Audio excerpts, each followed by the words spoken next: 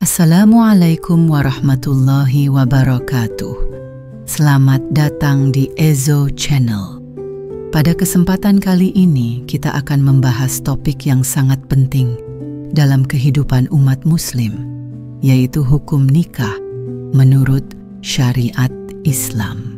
Melalui presentasi ini, kita akan menggali lebih dalam tentang dasar-dasar hukum nikah dalam Al-Quran dan hadis, rukun dan syarat nikah dalam Islam, hikmah pernikahan menurut pandangan Islam.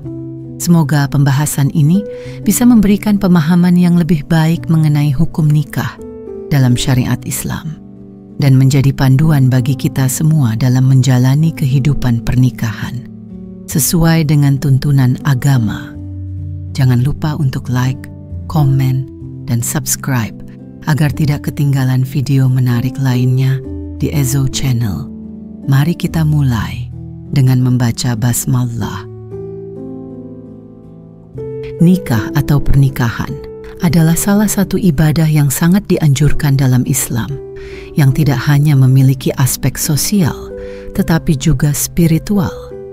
Dalam syariat Islam, pernikahan bukan hanya sekadar hubungan antara dua individu, tetapi juga sebuah akad yang memiliki makna ibadah, menjaga kehormatan, dan membangun keluarga yang sakinah, mawaddah, dan rahmah.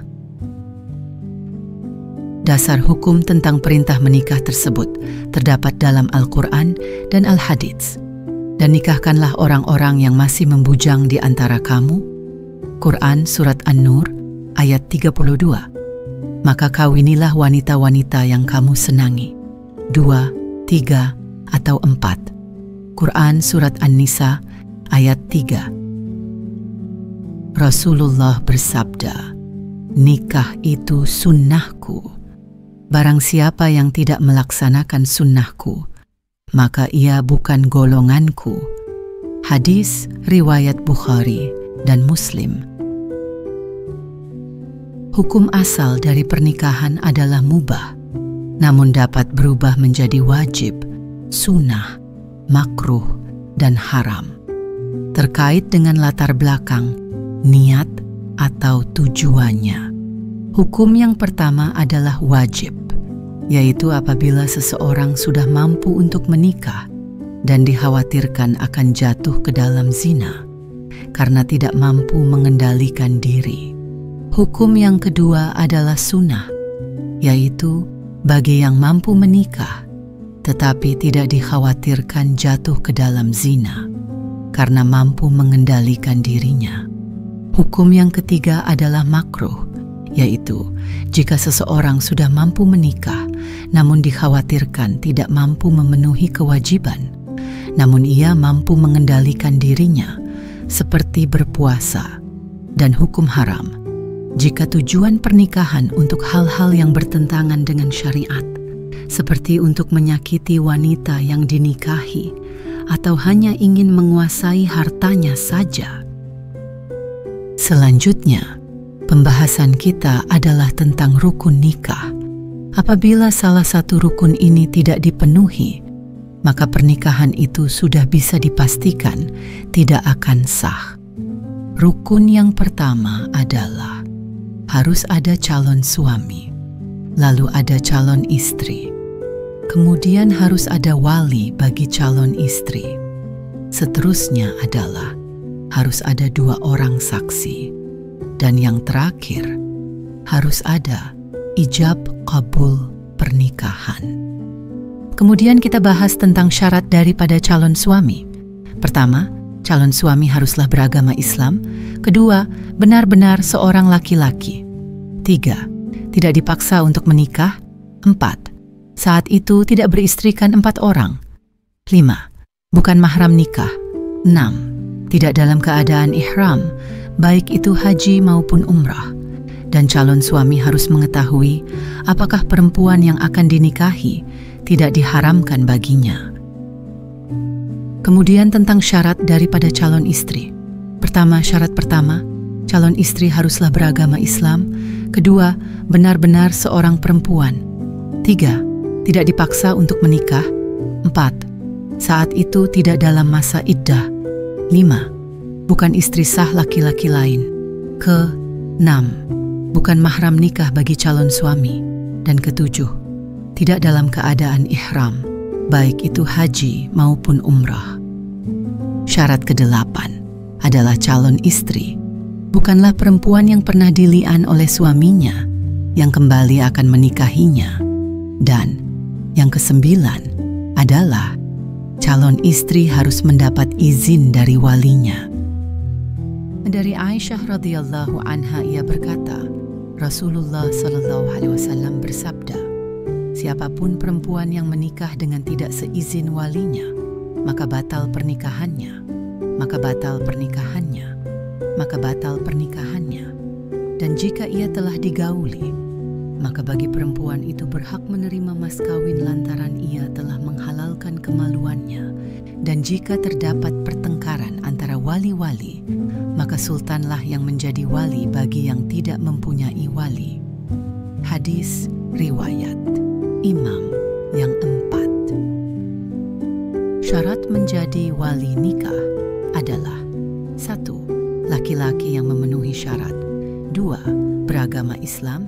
3. Baligh dan berakal sehat. 4. Dapat bertindak adil.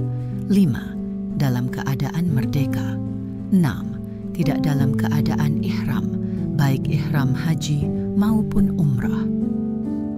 Selanjutnya pembahasan kita adalah syarat menjadi saksi dalam pernikahan adalah sebagai berikut. 1. Adalah 2 orang laki-laki yang memenuhi syarat. 2. Beragama Islam, mukallaf, dapat bertindak adil dan merdeka.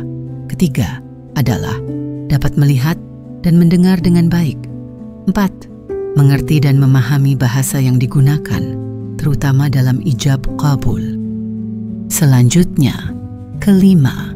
Tidak dalam keadaan ihram, baik haji maupun umrah. Dan yang terakhir, bahwa 2 saksi tersebut berada di dalam majelis, dilangsungkannya ijab qabul tersebut. Baik, sekarang kita bahas tentang syarat ijab qabul. Syarat pertama adalah menggunakan kata yang bermakna menikah. Kedua, lafaz ijab qabul diucapkan oleh pelaku akad nikah. Ketiga, bahwa antara ijab dan qabul harus bersambung. Keempat, yaitu pelaksanaan ijab dan qabul harus berada pada satu majelis. Kelima, tidak boleh mengandung syarat yang bertentangan dengan syariat. Dan syarat keenam adalah ijab qabul tersebut dihadiri dan disaksikan oleh 2 orang saksi. Sekarang, pembahasan kita adalah tentang tingkatan daripada wali nikah. Pertama adalah ayah. 2. Kakek dari ayah. 3. Saudara laki-laki sekandung. 4. Saudara laki-laki seayah. 5. Anak laki-laki dari saudara laki-laki sekandung. 6. Anak laki-laki dari saudara laki-laki seayah. 7. Paman sekandung. 8. Paman seayah dan syarat ke-9 adalah wali hakim jika tidak ada wali nasab. Macam-macam wali nikah ada 3 bagian, yaitu wali mujbir, wali adhol, dan wali hakim.